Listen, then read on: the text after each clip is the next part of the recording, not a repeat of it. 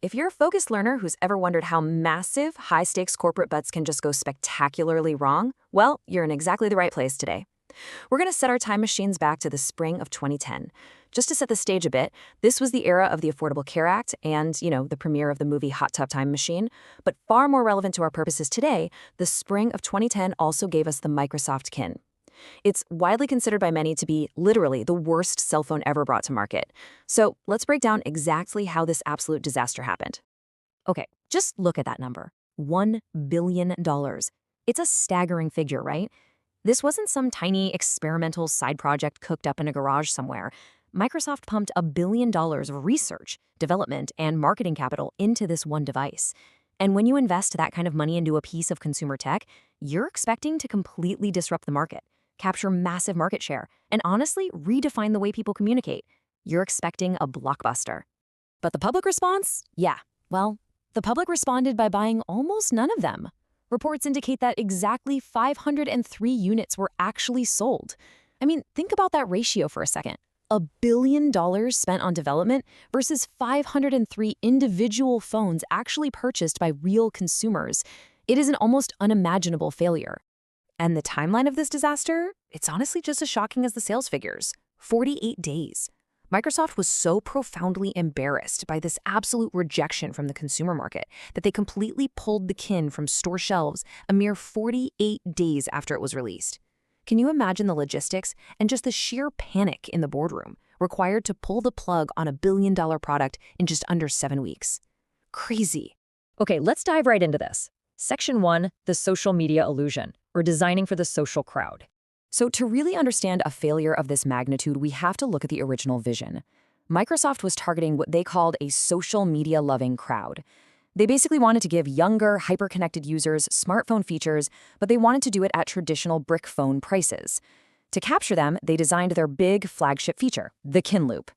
Instead of opening separate apps for your texts, your phone calls, and your Facebook posts, the Kin Loop just mashed all of them together into one continuous, unified feed right there on your home screen.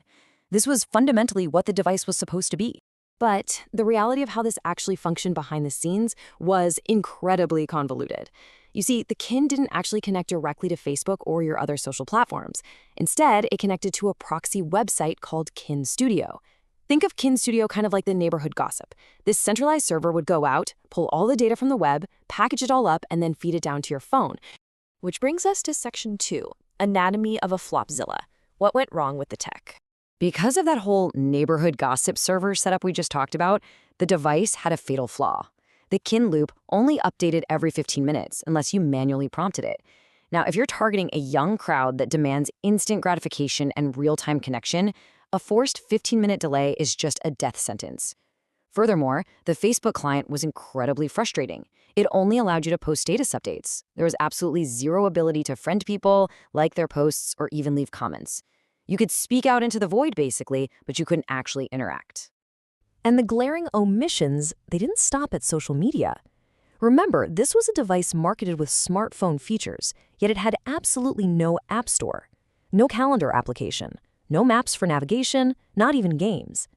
When you run through that list, you realize exactly how much basic utility this supposed smart device lacked. It fundamentally failed to be a useful tool for everyday life. And you know what? The timing makes this even more horrific. So in the spring of 2010, the Kin launches and is pulled 48 days later. But just 6 months after that, Instagram launches.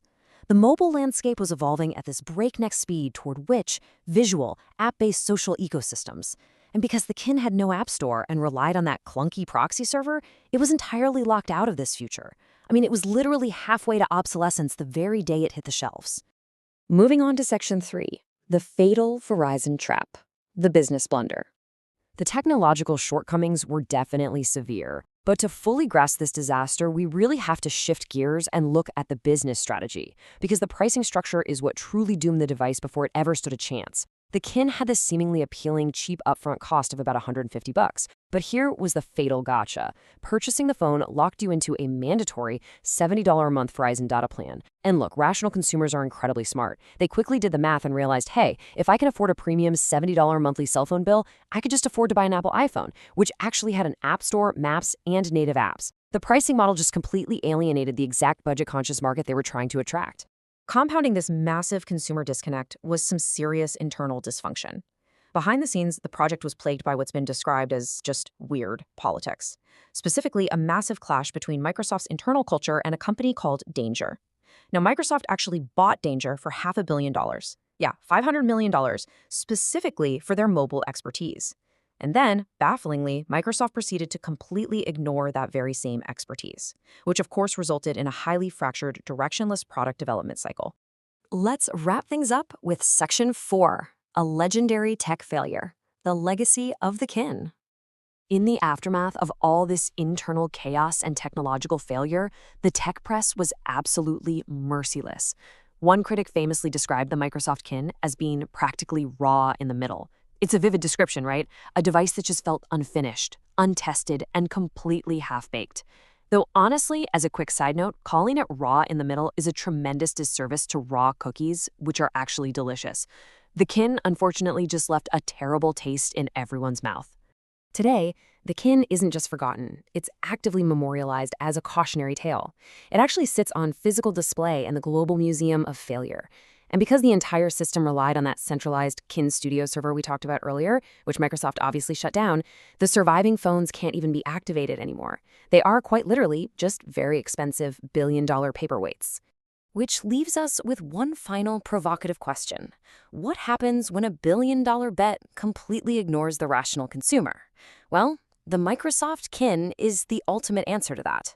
It proves that no amount of capital, no massive corporate backing, and no amount of flashy marketing can save a product that fundamentally misunderstands what its audience wants, how they want to use it, and what they're willing to pay for it. It's a stunning lesson in product market fit and the dangers of corporate hubris. Thank you so much for joining me for this explainer. I really hope it gave you some fantastic insights, and I'll catch you in the next one.